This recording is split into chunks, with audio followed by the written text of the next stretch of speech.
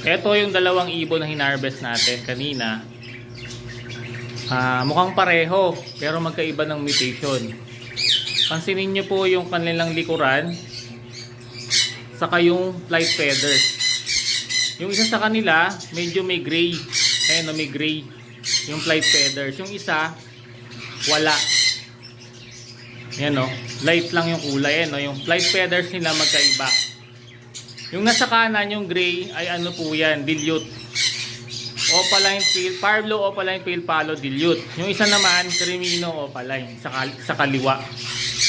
Tapos yung likod nila, medyo may shade ng green din yung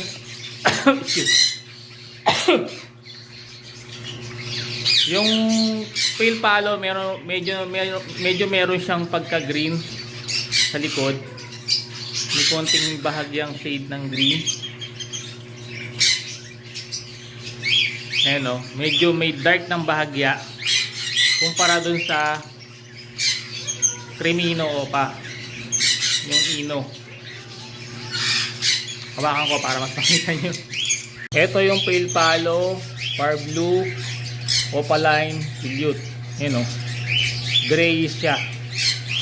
Tapos yung rampa niya, ayan o, hindi siya medyo dark part dito, medyo may dark ng bahagya. Ito yung Cremino opaline, light yung feathers niya. Ayan, parang pumuputi siya.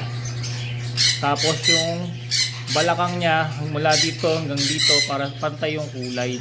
Wala siyang tingi ng parang mayroong pagka green. Wala. Oh, pantay yung kulay niya. Okay?